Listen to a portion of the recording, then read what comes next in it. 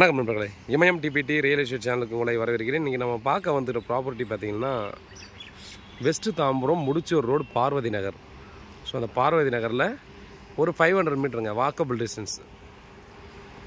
எக்ஸாக்டாக 500 மீட்டரில் நமக்கு ஒரு சுப்பிரமணிய சாமி கோயில் இருக்கும். அது ஒரு லேண்ட்மார்க் நம்ம சொல்கிறது.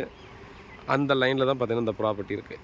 இது வந்து பார்த்திங்கன்னா நமக்கு 2227 ஸ்கொயர் ஃபீட்டுங்க land area. Total land area 2227 square feet. South ஃபேஸிங்கில் இருக்குது. 24 ஃபீட் ரோடு. ஃப்ரண்டேஜ் 37 அடி. பேக் சைடில் நார்த் சைடில் 35 அடி, 2 அடி கோர்ஸ் இருக்குது.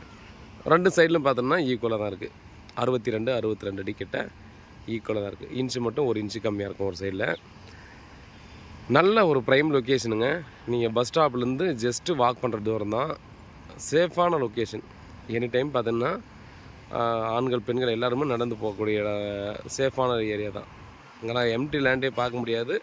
ப்ரைம் லொக்கேஷன் மாதிரி தான் அந்த ஏரியா ஃபுல்லாகவே. இண்டிவிஜுவல் வில்லா மட்டும்தாங்க இருக்குங்கெல்லாம். ஸோ அப்பார்ட்மெண்ட் கட்டி நம்ம மக்கள் கூட்டம் அதிகமாக இருக்கும், க்ரௌட் அதிகமாக டிஸ்டர்ப்டாக இருக்கும், அந்த மாதிரிலாம் அங்கே சொல்லவே முடியாது. ஒரு சைலண்ட்டான காமான லொக்கேஷன். சரிங்களா?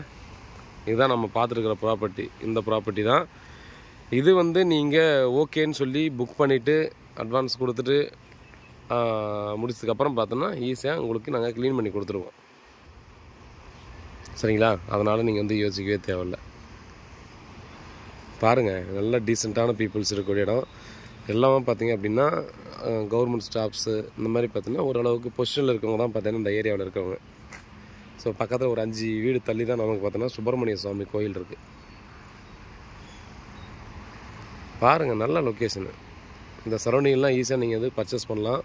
நல்ல ரேட்டும் க்ரோத் ஆகும். ஸோ அங்கேருந்து பார்த்தீங்கன்னா நமக்கு அவுட்டர் ரிங் ரோடு தெரியும். சரிங்களா?